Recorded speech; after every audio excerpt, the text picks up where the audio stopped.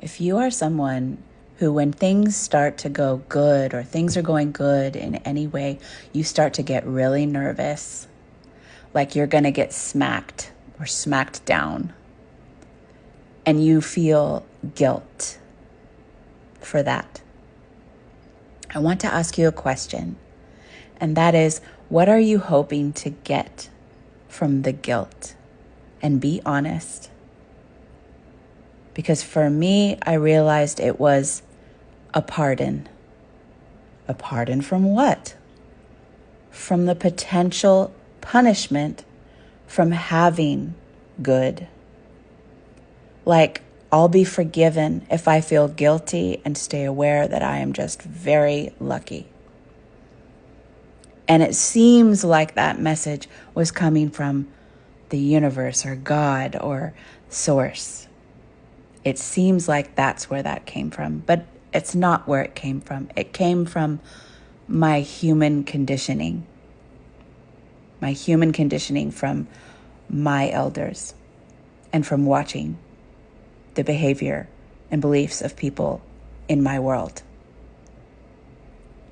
They wanted to make sure we knew how lucky we were and that we didn't take it for granted, which meant I needed to feel guilty all the time so I would make sure that I stayed grateful and compassionate.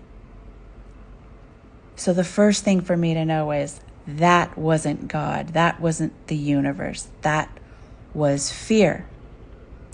It was fear and sadness being attempted to be used like a blunt instrument to force you into compassion, but that was not compassion.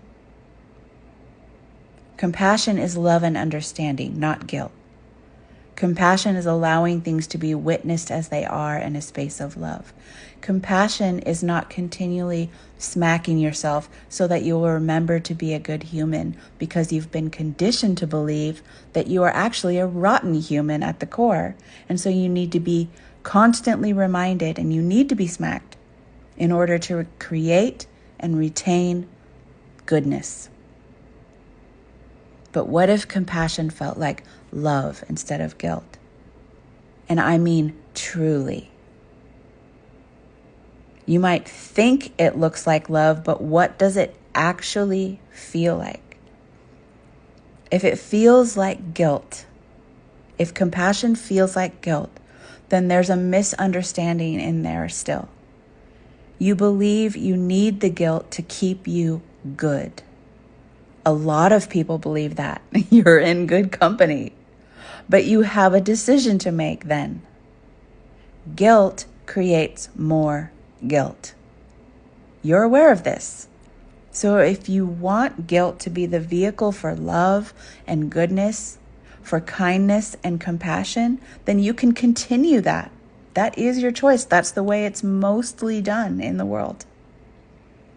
But if you are someone who knows that love, unconditional love, is far more powerful than fear and far more powerful than guilt and shame, and you want love and goodness to be made out of love and goodness and to pass that on instead of guilt, then you will have to become aware of all of the ways you are guilting yourself and or others, and bring love and true compassion there instead.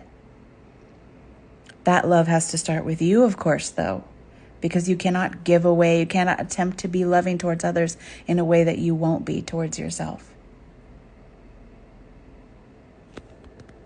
This is a deeply ingrained pattern in human consciousness. So you're not going to snap your fingers and have it go away. But if you just bring this awareness to it every time that it comes up, what am I getting from this guilt? What am I hoping to get? A pardon. I'm hoping to get a pardon so that I know that I'm not going to be punished, so that I know that I am good. And then ask yourself, where does goodness really come from? Does it come from guilt? Or does it come from love? And then you decide.